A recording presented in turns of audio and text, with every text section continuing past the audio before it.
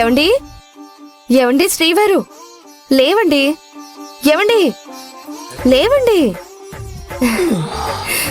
మీకోసం నేను ప్రేమగా కాఫీ తీసుకొచ్చాను, తీసుకోండి.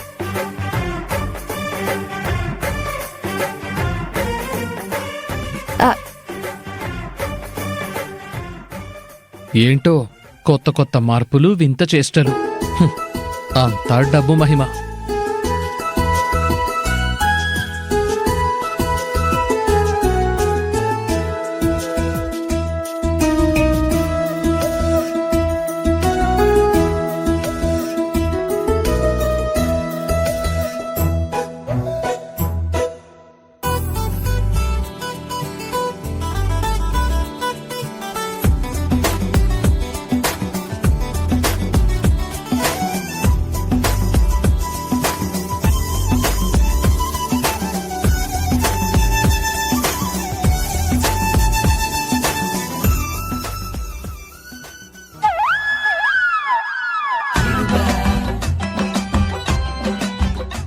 ఏ పని చెప్పినా చెయ్యి జరపవు, కాలు కదపవు.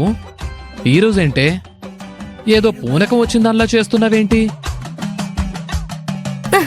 మరి సాఫ్ట్వేర్ మొగుడు గారికి సాఫ్ట్ గా షూ పాలిష్ చేస్తున్నాను.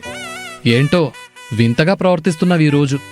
వింతేముంది, నిన్నటి వరకు మీరింట్లో ఖాళీగా ఉన్నారు, మీకు పనిలేదు నాకు పనిలేదు.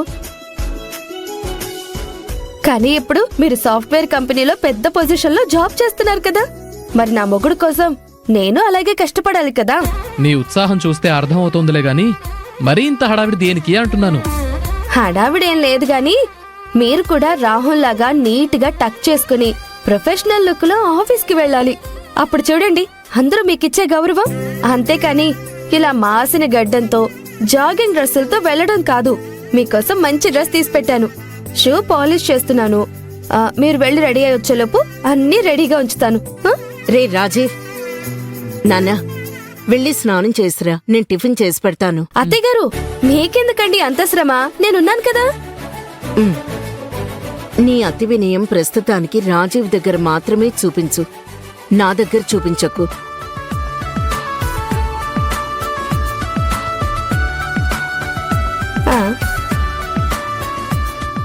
నిన్నున్నట్టు ఈ రోజు లేదు, ఈ రోజున్నట్టు రేపుంటుందో లేదో తెలియదు.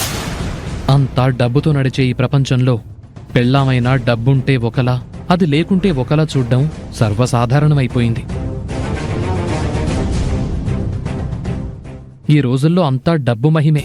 ప్రేమల కంటే డబ్బే శాసిస్తున్న ఈ లోకంలో ఎలాగైనా డబ్బు సంపాదించటంలో తప్పే లేదు. అదే ఖాళీగా ఉంటే మంచి మనసుందని ఎవరైనా గౌరవాన్నిస్తారా? అదే డబ్బుంటే నువ్వేం చేస్తున్నావో కూడా ఎవ్వరికీ అవసరం లేదు, డబ్బు మాత్రమే కనిపిస్తుంది. అరే బావా, నేను కూడా రెడీ అయి వస్తాను. నన్ను కూడా నీతో పాటు మీ ఆఫీస్కి తీసుకెళ్ళరా. నాకు కూడా జాబ్ దొరికితే మన ఫ్యామిలీ మొత్తం ఇలాగే హ్యాపీగా ఉండొచ్చు.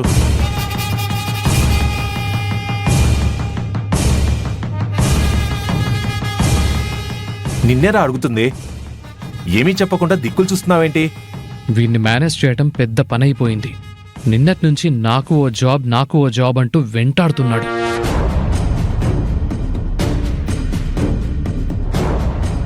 అన్నయ్య,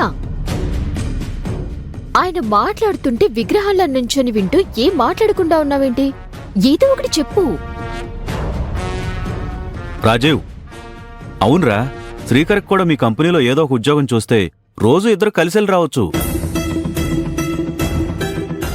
ఏమంటావు రాజీవ్? శ్రీకర్, కాస్త ఓపిక పట్టొచ్చు కదా. నిన్నే కదా నేను జాయిన్ అయింది, అప్పుడే కంగారు దేనికి?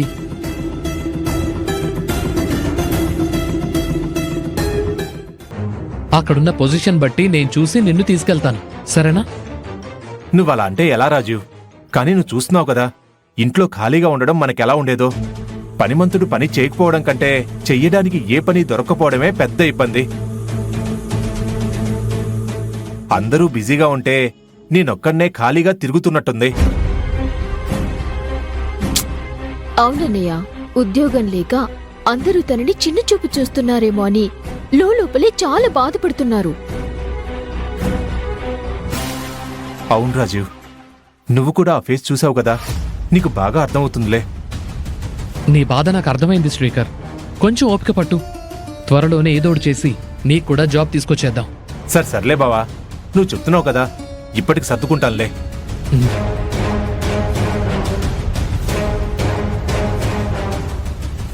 రాజీవ్ బావ గారు ఎందుకు టెన్షన్ పడుతున్నారు?